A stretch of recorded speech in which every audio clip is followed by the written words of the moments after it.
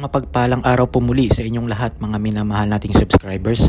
Ito po muli ang inyong lingkod na si Play Mystery at sa video na ito ay atin pong ibabahagi naman ang mga kambyo na inyong pangtarak.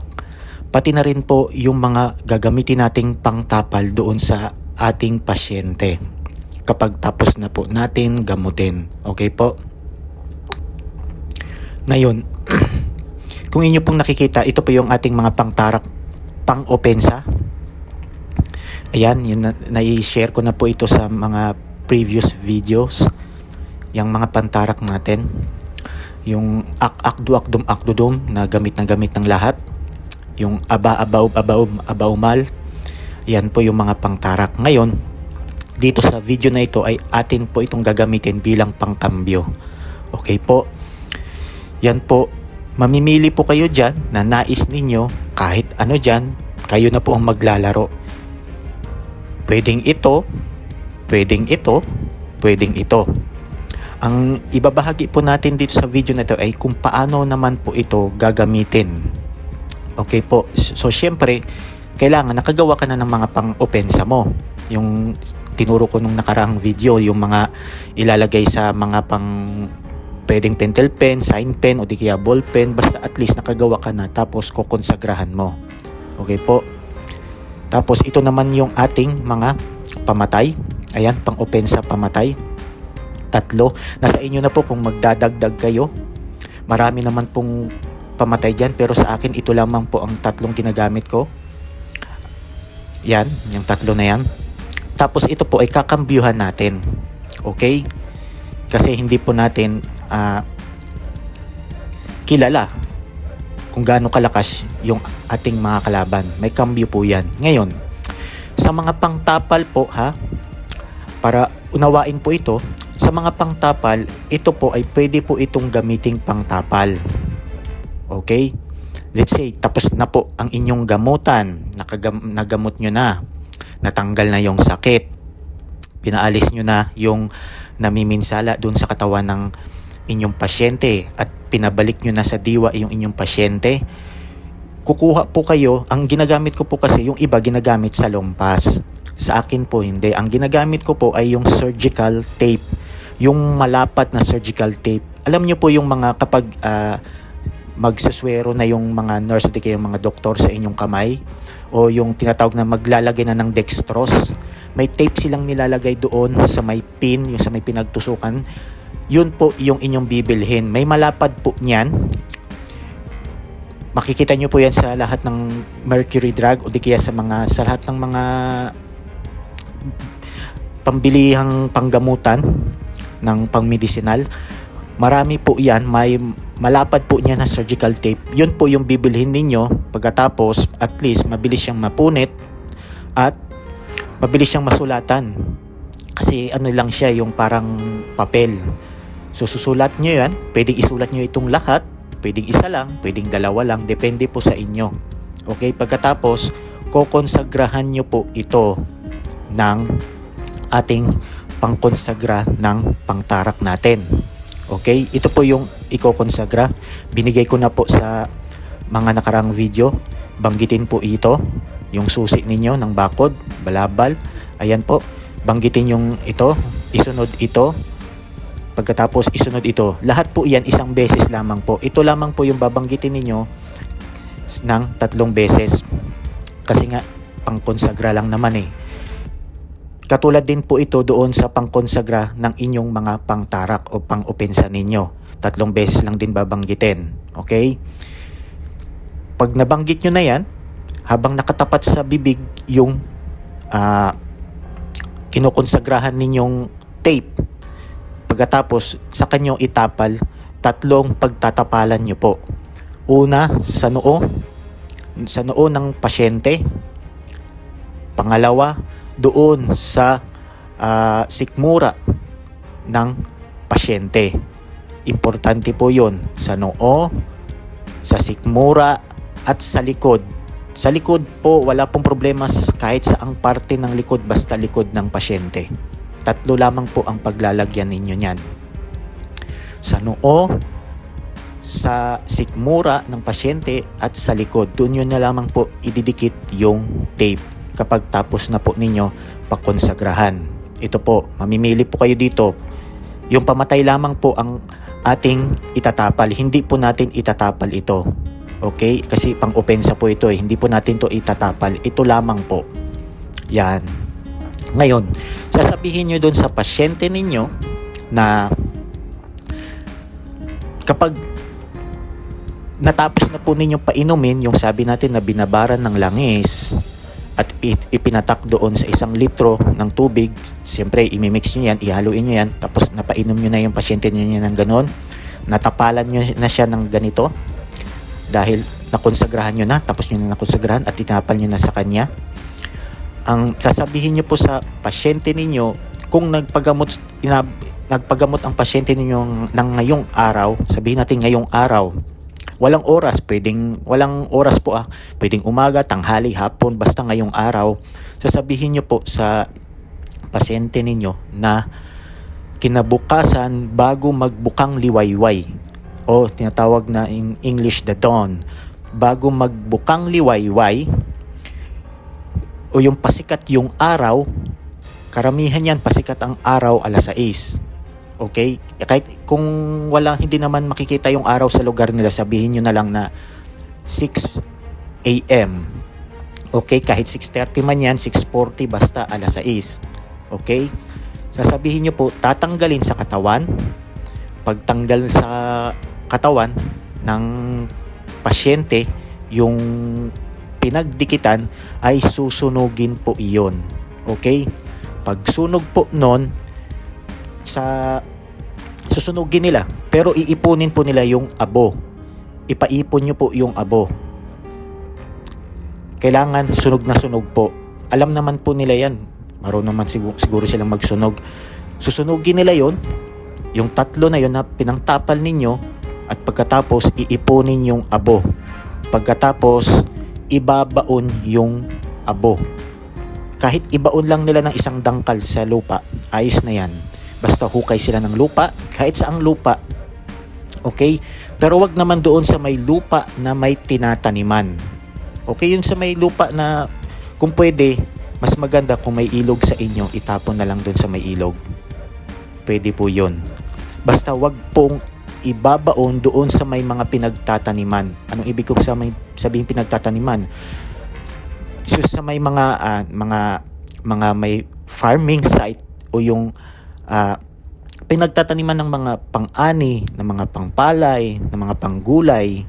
So wag nyo po doon kasi mag-aapekto po iyon doon sa crops o doon sa may tubo yung bunga ng mga farmer. So wag po nating gawin yon. Ibaon po natin sa kung saan hindi kailangan yung lupa o kahit sa mga nadadaanan lang. Ayos na yan, kahit sa labas lang ng bahay nyo, basta nadadaanan. Walang problema yan. Basta doon lang sa parte na hindi pwedeng taniman yung lupa. Anong ibig kong sabihin? Sukatin nyo po yung lupa, basta i-box type nyo yung lupa, kung saan tinataniman yung lupa, wag nyo doon ipasok doon sa may loob ng box type na yon. Kahit sa gilid lang ng bahay ninyo, ayos na yan. Or kung pwede, ipaagos sa ilog after na masunog. Yun po yung ating pamamaraan dito, at yan din po yung turo sa akin upang makaiwas mawala yung mga sumpa at hindi naman maano yung sumpa, kasi pag ibinaon sa lupa yan, yung sinunugan automatic makokorosive yan, madudurog at mawawala yung sumpa doon sa may lupa. So matagal yan, matagal na siguro 1 buwan, wala na yan. Okay, kaya mas importante doon sa hindi natataniman o di kaya kahit doon lang sa dinadaanan. Kung pwede doon sa kalsada, kung meron mang kalsada na hindi pa na semento dyan sa inyo, pwede doon, baon nyo doon. Yun po yung ating kagamitan. Ito, kayo po ang magsasabi sa pasyente kung paano ang proseso. Okay po, ngayon, ito po yung ginagamit na pangkonsagra. Yan po, binigay ko naman po yan sa previous video. Kukonsagrahan. Ganon din po yung sa inyong pangapantarak. Ayan. Ngayon, pagkatapos nyan, proceed na po tayo doon sa mga pang-opensa natin. ito po yung ating pang-opensa. Kumuha po tayo ng halimbawa. Kayo pong magdidesisyon kung anong nais ninyong pang-opensa. Ito po ay halimbawa ko lamang po. Okay? Para maintindihan nyo po. So, ang kinuha natin ay yung aba, abaub, abaum, abaumal. 3 times and then po. Yahuwa ox, oksuwa hox, yahox. 3 times po and then yahuwex, yahuxum. 3 times po. Okay, ngayon sa normal, ordinaryo na opensa po ito. Karamihan po ito na ginagamit ng iba. Ganito po sila gumamit. Aba, abaub, abaum, abaumal, 3 times babanggitin and then po, sabay tarak. Okay? Kapag hindi nasasaktan, ginagawa nila, tinataas nila. Kung saan yung huling banggit nyo po ng inyong pangtarak, doon po nyo isusunod yung po. Halimbawa, hindi nasaktan dito, isusunod nyo po ito. Uulitin nyo po yung banggit nito. So, hindi siya nasaktan dito nang binanggit mo ng 3 times, ulitin mo. Aba, abaub, abaum, abaumal, sundan mo ng yahuwa ox, oksuwa hox, yahox, and then po. Okay? Ganun po pag-testing ng namiminsala kung gaano kalakas. Ngayon, sabihin na natin, ilagay natin naman sa kambyo natin. Sa atin naman po, hindi po natin susundin yung mga nakasanayan ng iba na manggagamot. Kasi ito po ay sa atin. Okay, itinuturo ko po yung mismong nalalaman ko.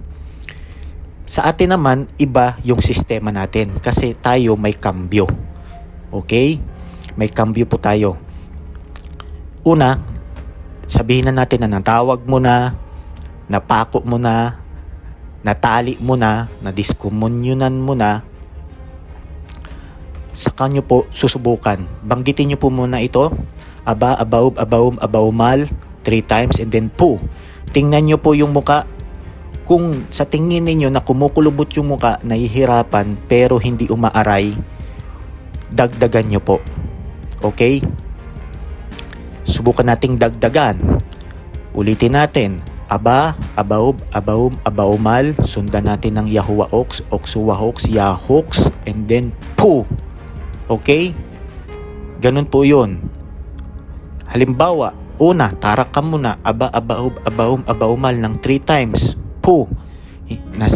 Kumukulubot yung muka pero hindi nasasaktan. Sundan mo ulit, balik mo ulit sa bibig mo yung mga yung pangtusok o yung pangtarak mo. Ulitin mo ulit ito. Aba, abaub, abaum, abaumal ng 3 times. Walang po ha. 3 times kasi isusunod nyo po ito eh. After ng 3 times, susunod yung yahuwa ox, oksuwa hox, yahox ng 3 times and then po. Tingnan nyo po, sabay tusok nyo muna. Tingnan nyo po yung muka. Kapag yung ngumunguwi na yung muka, medyo malapit ng umaray pero hindi umaaray, proceed pa rin po kayo. Dapat hihinto po tayo doon sa umaaray. Okay? Ngayon, ito po yung senaryo o yung pwedeng mangyari. Karamihan po na nagpapagamot sa inyo, ito, nasasaktan dito at nasasaktan dito pag yung nakapangalawa na.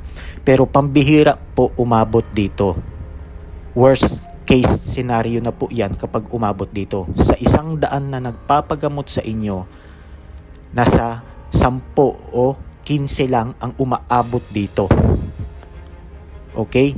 Ngayon, ilagay na natin sa worst case scenario. Yung inyong gamutan. Halimbawa, may isa kang pasyente na umabot dito. Okay? Tinesting mo muna. Aba, abaub, abaum, abaumal 3 times. Sinundan mo ng yahuwa ox, oksuwa hox, yahox ng 3 times. Pagkatapos, sinundan mo pa ng yahuwex, yahuxum ng 3 times and then, po. Doon siya nasakyan. Doon siya umaray. Kung saan siya umaaray, doon ka hihinto. Okay? Ngayon, alam mo na hanggang dito yung kanyang kakayanan ng espiritu na nakapasok dyan sa loob ng inyong pasyente. Ngayon, hindi nyo na po babanggitin itong mga 3 times na ito. Okay? Kasi tayo po ay kakambyo. Halimbawa, ito po yung halimbawa ng pang umabot ng worst case scenario. Ganito po yung halimbawa. Babanggitin mo ito ng 3 times. Isusunod mo ito ng 3 times. Pagkatapos, isusunod mo ito ng 3 times habang nakadikit yung inyong pangtarak sa inyong bibig and then po, sabay tusok. sabihin na natin na di sa ganito siya umaaray yung inyong pinasanib na espiritu. Dito siya umaaray, malakas na yan, ang lakas na po niyan. So ito po yung ibig kong sabihin na hindi nyo po kailangan mag-ipon ng marami pang pangtarak. Okay? Yung iba nag-iipon ng ang dami-daming mga pangtusok. Hindi na po. Kasi po kayo doon po ang lakas, hindi po ang lakas dito. May mga malalakas na pantarak pero ito po ay kinakambyuhan. Okay? Kinakambyuhan po ito. Kaya makaipon ka lang ng 5 pangtarak mo, maayos na yan, mataas na yan. Kung gusto mo, ipito mo. Kung kaya ng kaisipan mo, gawin mong 10. O, di ba? Pero 5, ayos na yan. Ayos na po ang 5 na pangtarak. Okay? So, kapag umabot siya dito, worst case scenario, isusunod na po natin yung kambyo. Ito naman po yung sa pangkambyo. Ayan. Sa pangkambyo, sinabi ko, hindi na babanggit ng pang 3 times. Kasi alam nyo na hanggang dito yung kakayanan niya. Ngayon, pwede nyo itong palitan, basta 3. Pwedeng ilipat ito, palitan nyo to ng murmurlum, murmutumursiatum, depende sa inyo, kayo po ang maglalaro. Lalaruin nyo po yan, basta 3 sila. 3 sila na tagi-isang banggit. Halimbawa, aba, abaub, abaum, abaumal. Yahuwa ox, oxuwa ox, yahox, yahuwex, yahuksum. And then, pasok po inyong kambyo. Ito po yun sinasabi ko. Kakambyuhan nyo po. Halimbawa, kambyo ka muna ng isa. Nabanggit mo na yan. Ito pa nga lang, masakit na sa kanya eh. Kambyuhan mo pa. Abisti, abiti, abitem. Ito muna. And then, in nomine domine tuo et in virtute tua ardebunt po. Masakit yan. Aray siya dyan. Okay? Pag umaaray siya, patanggalin mo. Anong dahilan? Tanungin mo muna, anong dahilan? Bakit ganito? Ganyan, ganyan. Tapos, patanggalin nyo yung sakit. Dapat tanggalin niya yung sakit. Okay? Kung nagmamatigas, dalawahin mo. Banggitin mo ito na nag-iisang beses. Tapos, abisti, abiti, abitem, ampilam guam exeminrao. Dinagdag mo na.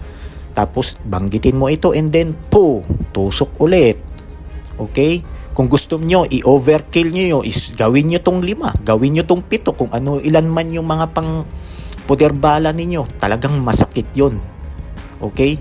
Pero wag nyo namang abusuhin. Ha? Wag nyo namang abusuhin. Kung saan siya nasasaktan, doon nyo na lang sila laruin. Okay? Wag nyo masyadong abusuhin yung espiritu. Kasi yung mga espiritu, yung iba dyan, hindi nila kagustuhan yan. Utos lang sa kanila yan. Okay po? Wag nyo namang abusuhin. Hindi porke alam nyo na ituro ko na sa inyo yung mga pangkambyo, aabuso na kayo. Nilika din yan ng Diyos. Parehas din sa atin yan. Nilika din yan ng Diyos. Okay? Ang mali lang kasi ginagamit ng iba sa kasamaan. So, mali yun. Kaya nandito tayo para manggamot. Okay po? So kayo na pong bahala, kayo na pong maglalaro niyan kung anong ipapasok niyo. Basta ito po yung kambyo at ito po yung ating pakilos. Yan. Ganito po ang pang-opensa ng pangtarak. Okay? Hindi katulad ng iba na ito babanggitin ng 3 times, babanggitin ng 3 times, babanggitin ng 3 times. Old school po 'yon na mga pang sistema. Pero yung mayroon pa pong pinaka ancient o yung ginagamit na tinuro sa akin ng aking guro ay ganito po. At subok ko naman po, talagang malakas. Okay po, yan po, ayan ha. Opensa ninyo, kambyo, and then yung sinasabing pakilos o yung paandar. Ayan po, okay? And then sa next, doon naman po tayo sa ating pamatay. Halimbawa lamang po ito. Pwede nyo po itong dagdagan, yung pamatay nyo, pwede nyo yung 3 na ito. Yan, yung 3 na ito, ilagay ninyo kung nais ninyo. Okay? Overkill naman masyado yan. So ito lang, ayos na yan. Ito yung sasabihin nilang Magnum 8, 11M, 10M. Kayo na pong bahala. Ilalagay nyo yan. Babanggitin nyo ito ng isang beses, 1 time. Pagkatapos, isunod itong kambyo ninyo. Pwedeng isa lang, pwedeng 2 lang, pwedeng 3. Depende sa inyo, kayo na pong bahala ang kumambyo kasi kayo naman po ang manggagamot. Okay? Pagkatapos, babanggitin itong ating pakilos. Ito po ay mataas na uri ng pakilos. Pakilos sa opensa. Okay? Libre ko pong ibinibigay sa inyo. Kaya kung manggagamot ka, may kahilingan lamang po si Play Mystery. Kapag nagtuturo na po kayo o magkakaroon man kayo ng mga estudyante na nais din makatutong manggamot, kahit mabanggit nyo lamang po ang pangalan ni Play Mystery, kahit masabi nyo lang naging parte si Play Mystery ng inyong karunungan, masaya na po ako doon. Yun lamang po ang aking kahilingan. Okay po? Ngayon, ito yung ating pakilos. Babanggitin niya ng isang beses and then po. Pagkatapos, pag naiihip na ninyo sa inyong dalawang panggilit, yung isa itusok sa sikmura at yung isa igilit doon sa may leeg. Ngayon, huwag niyong tatanggalin yung nakagilit sa leeg hanggat lumalaban pa yung espiritu. Pag yung biglang naglumay, yung parang naluya ba, yung tawag nito, yung parang nawalan ng malay yung inyong pasyente, ibig sabihin nun, patay na yung espiritu. Okay? Sa kanya po to tanggalin and then pabalikin nyo na sa diwa yung inyong pasyente. Okay po? Ngayon, ito po yung orasyon. Verum tamen Deus confringet capita inimicorum suorum verticem capili perambulantium in delictis suis Dominus iustus considet services peccatorum angelos malos po. Yan po ay mataas. Okay? Ibinibigay ko po ng libre. Ituro po. Ituro nyo po sa mga nais pang manggamot. Okay? Ayan po. Ha? So, hanggang sa muli, ito po uli ang inyong lingkod na si Play Mystery at kita-kits po tayo sa mga susunod pang mga videos. Maraming salamat po.